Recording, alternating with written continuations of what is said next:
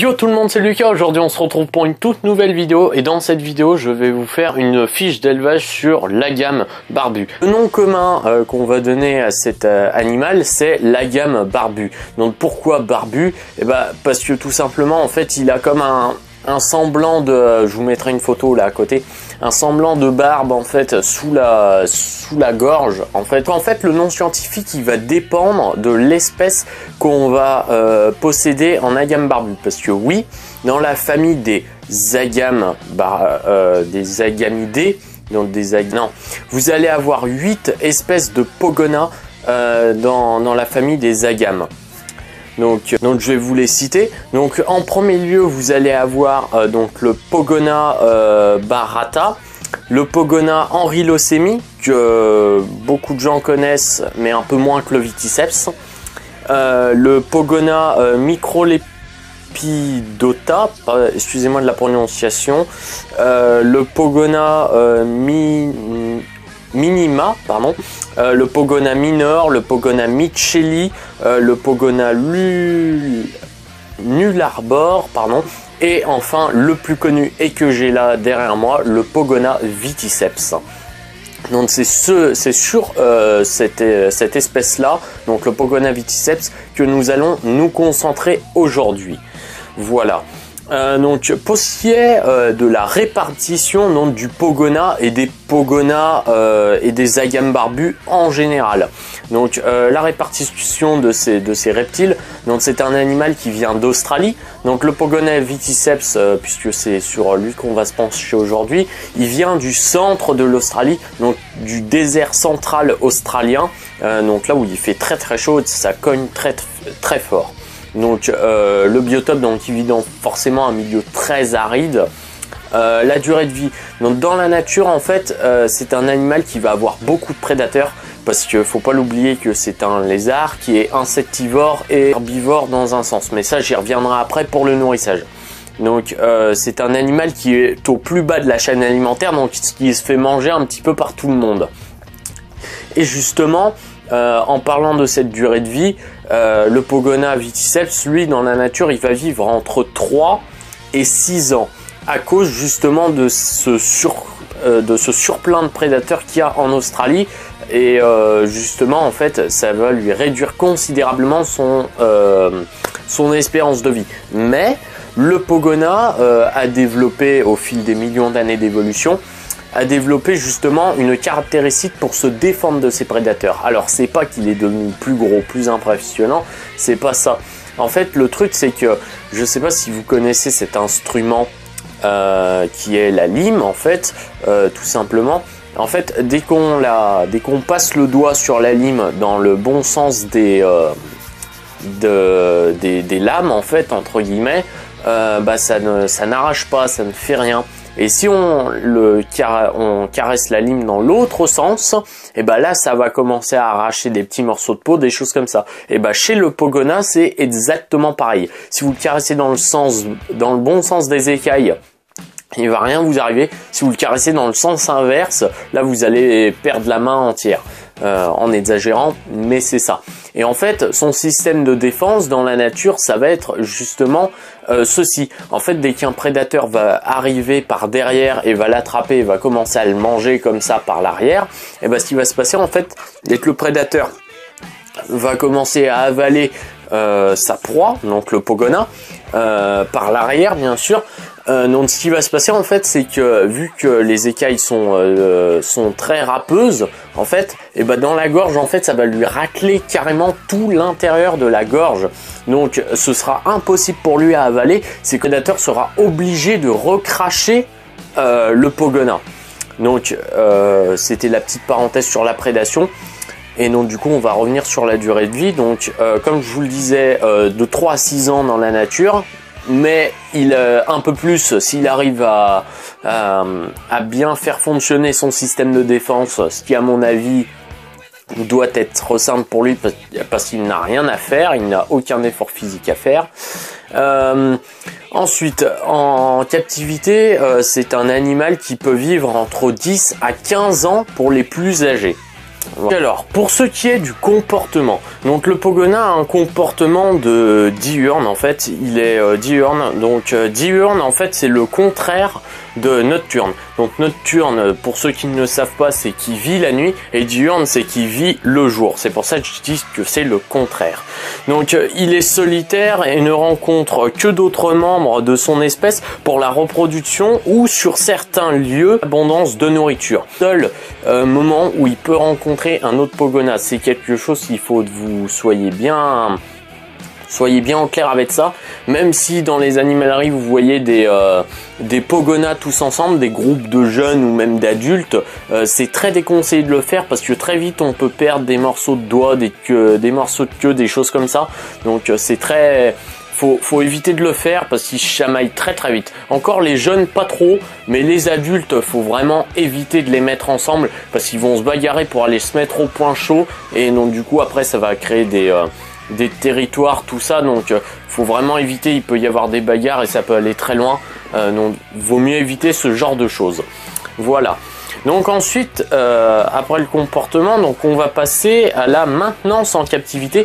Donc je vais commencer par les fondamentaux. Donc je vais commencer par le matériel.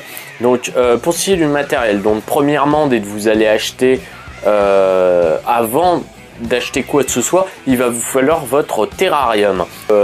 Pour le terrarium, c'est pas comme les serpents où il faudra adapter la taille du terrarium en fonction de la taille du serpent suivant plusieurs années, comme ça.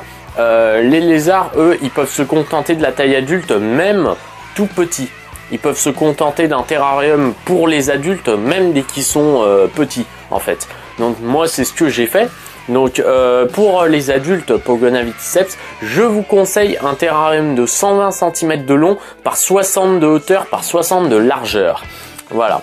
Donc pour ce qui est du chauffage, donc pour les Pogona viticeps, je vous conseille une lampe UV qui fait UV plus chaleur, comme ça vous n'aurez pas besoin de vous embêter avec une lampe plus un tube UV. Comme ça, cette lampe fait les deux. Donc c'est une lampe de chez Zomed. Attention, ce n'est pas un placement de produit. Je ne suis pas payé par Zomed. J'aimerais bien, mais je ne suis pas payé par Zomed. Donc c'est pas un placement de produit. Voilà, que ce soit bien clair.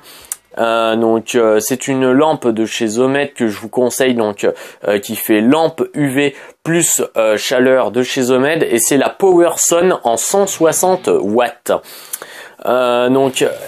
Cette lampe, il faut savoir qu'elle vous produira de la chaleur jusqu'à ce qu'elle pète, entre guillemets, ce qu'elle pète, qu'il y ait un dysfonctionnement ou qu'elle s'arrête de fonctionner totalement.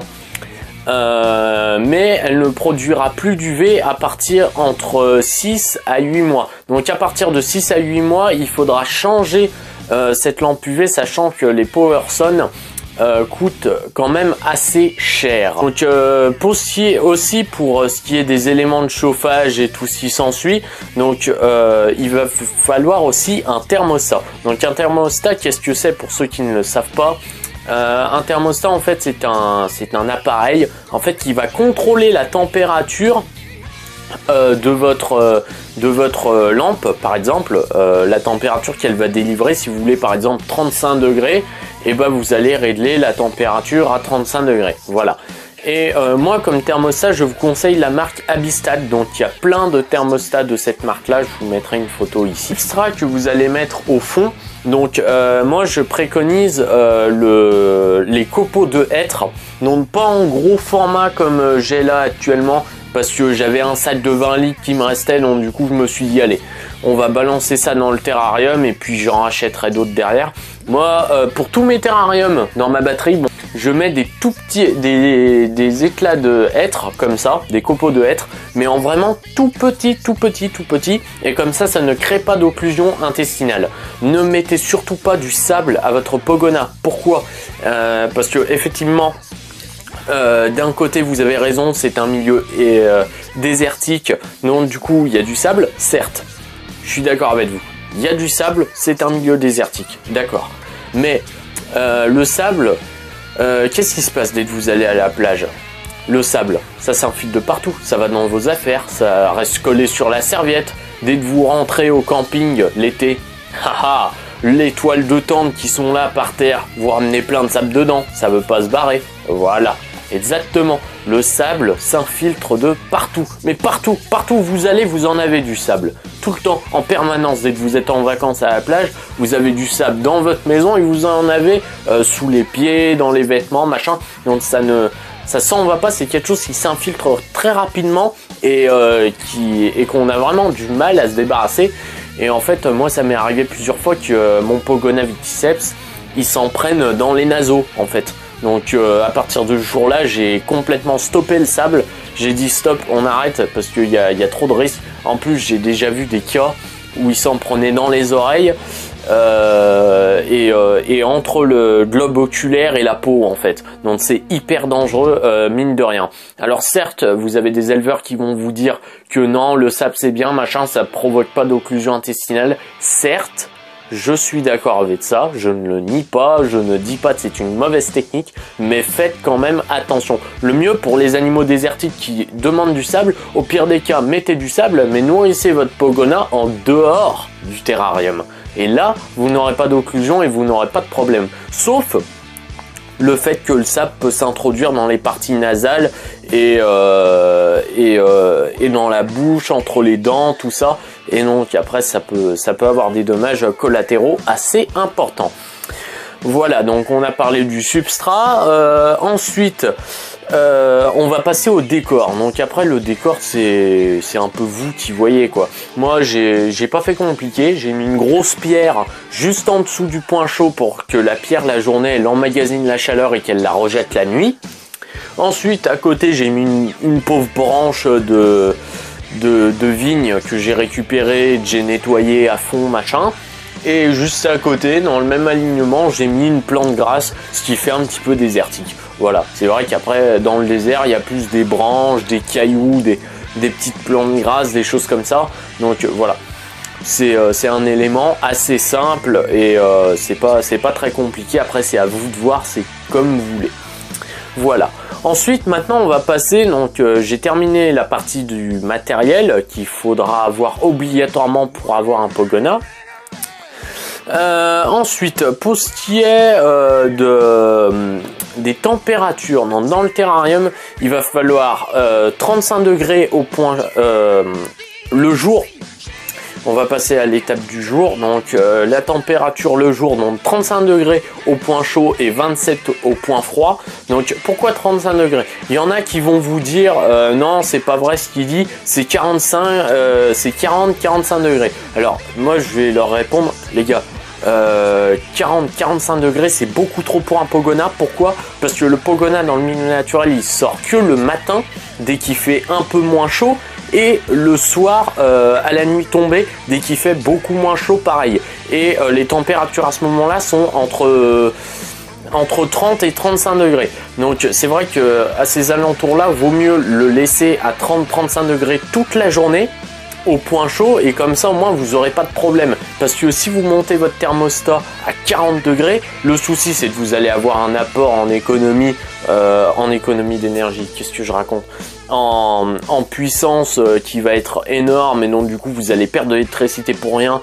parce que vous pouvez faire moins en plus. Et le Pogona il en a pas besoin non plus parce qu'il va être tout le temps au point froid et il va souffrir de la chaleur, donc ça sert à rien. Ça ne sert à rien parce que la journée à 14 h en Australie, dès que ça tape fort, dès que le soleil il cogne et qu'il fait effectivement entre 40 et 45 degrés, ce qui va se passer à ce moment-là, c'est que le Pogona en fait il va se réfugier sous un arbre, donc entre guillemets au point froid, et il va y rester toute la journée jusqu'au soir ou sous une pierre pour qu'il soit plus au frais. Voilà, c'est pas compliqué. Mais voilà, il y a des personnes qui sont assez droits avec ça, puisqu'il fait 45 degrés le jour là-bas en Australie, aux heures où le soleil il tape le plus fort, bah forcément on va lui mettre 45 degrés. Le mec qui me dit ça en face, je lui dis mettez pas bien mon coco, c'est bon, elle descend la température à 35, ton Pogona il a pas besoin de ça. Hein. Donc voilà, donc pour ce qui est des températures c'est ça, pour le jour, donc je le répète, 35 au point chaud et 27 au point froid approximativement. Et la nuit, je vous conseille de tout éteindre et de laisser à température ambiante d'une pièce à peu près une vingtaine de degrés, ça passe. Enfin non, c'est même pas que ça passe, c'est très bien une vingtaine de degrés pour un Pogona la nuit. C'est amplement suffisant. Voilà. Donc pour ce qui est de l'hydratation maintenant, donc ce que j'ai oublié aussi dans le matériel qui est en rapport avec l'hydratation, donc c'est la gamelle d'eau. Donc il va falloir que votre gamelle d'eau elle soit aussi grande que le Pogona pour que le Pogona il puisse s'immerger. Enfin, il lui faut pas une piscine municipale non plus, mais qu'il puisse aller littéralement dedans pour se baigner et s'hydrater par tous les pores de la peau. Voilà, et ce sera bénéfique pour lui. Voilà, et de l'eau fraîche changée quotidiennement, voire même tous les jours. C'est pas quotidiennement, c'est tous les jours qu'il faut y changer l'eau. Parce que voilà quoi, les Pogona ils se détendent dedans, bon ils défèquent à l'intérieur et donc du coup voilà quoi. C'est pas très agréable pour lui de revenir dans une eau qui a déjà été souillée, donc changez l'eau au maximum. Allez, vous avez une marge de peut-être allez un jour sur deux vous avez une marge, voilà. Donc pour ce qui est de l'alimentation, alors là prenez vos bloc-notes, ça va être il va falloir suivre. Donc alors les juvéniles, le Pogona va se nourrir de petits insectes à environ 80% à 20% de végétaux. Adulte, retenez bien ça, hein, et c'est très important. Adulte, ça va s'inverser. Il va se nourrir à 80% de végétaux et à 20% d'insectes. Donc je reviens aux juvéniles. Dès qu'ils sont juvéniles et que vous devez leur donner des insectes, je vous conseille de leur donner 10 insectes par repas saupoudrés de calcium. Donc vous enfermez les 10 insectes dans une petite boîte à grillons, vous mettez du calcium sur les grillons, vous secouez un bon coup comme ça, les grillons seront recouverts de calcium. Pourquoi est-ce que je vous demande de faire ça ? Tout simplement parce qu'en fait le calcium apporte ce qu'on appelle la vitamine D3. La vitamine D3 en fait c'est ce qui va solidifier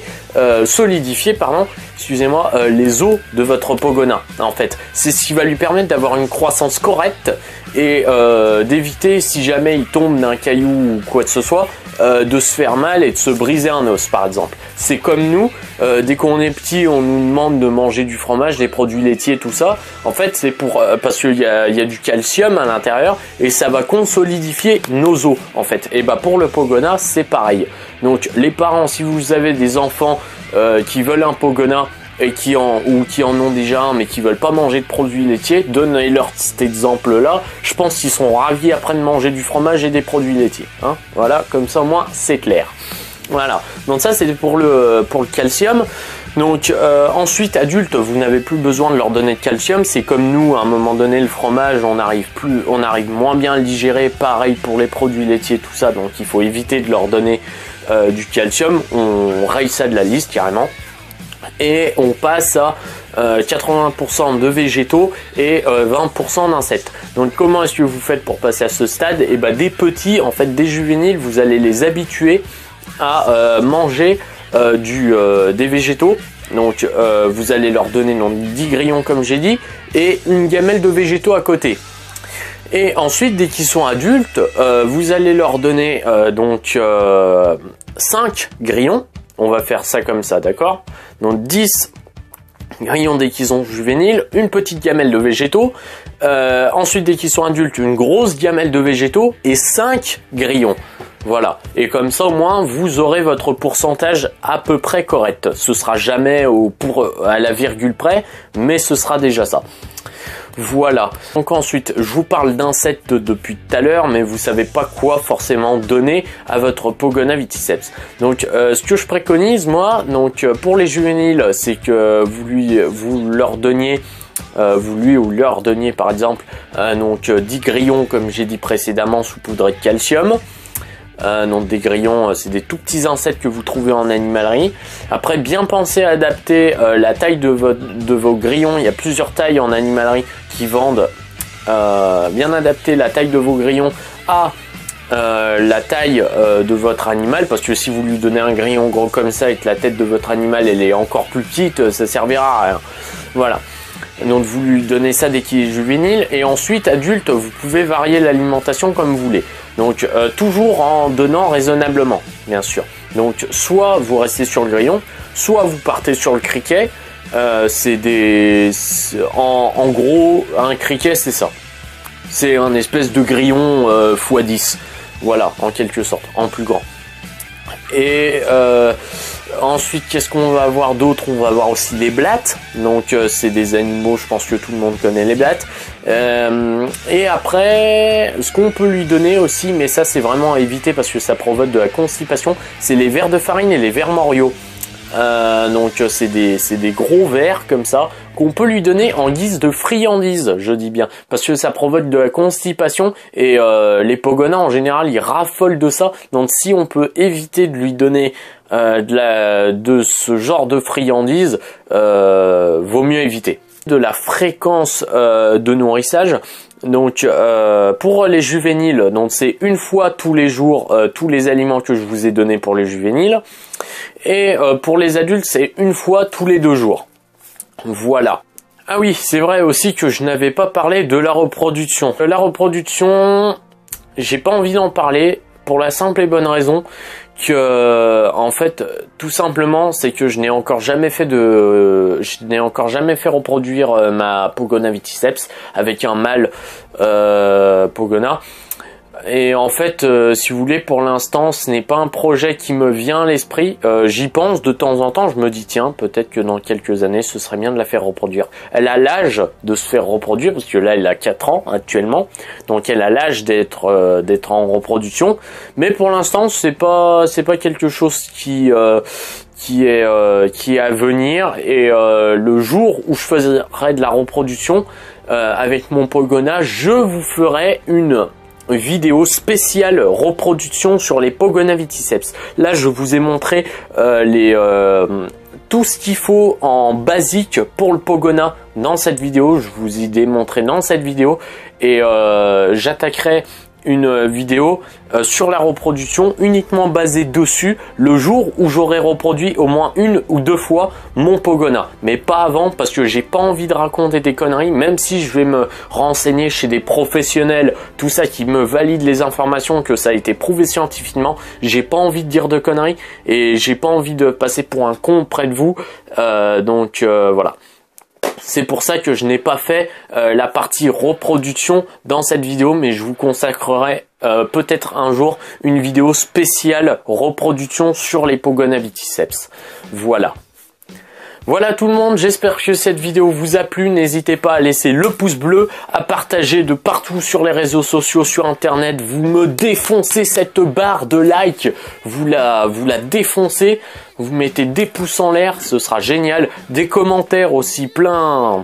Vous en mettez plein, vous me dites ce qui allait et ce qui allait pas, si vous avez toutes les informations ou pas. Si vous avez quelques questions sur le Pogona viticeps, sauf en ce qui concerne la reproduction, et encore je pourrais peut-être essayer de m'arranger, voir si je peux vous filer l'info. N'hésitez pas à me le dire en commentaire. Si vous voulez vous abonner, abonnez-vous, c'est gratuit, il n'y a rien à faire. Juste aussi, appuyez sur la petite cloche là, YouTube est en train de partir en couille, je vous le dis. Appuyez sur la petite cloche pour être au courant de toutes mes nouvelles sorties de vidéos et toutes les notifications qui sont en rapport avec cette chaîne YouTube. Et moi je vous dis à bientôt dans une prochaine vidéo. Et n'oublie pas, toi petit scarabée de la terrariophilie qui regarde cette vidéo, la terrariophilie c'est une science, les reptiles une éternelle source de savoir. Allez tout le monde, ciao!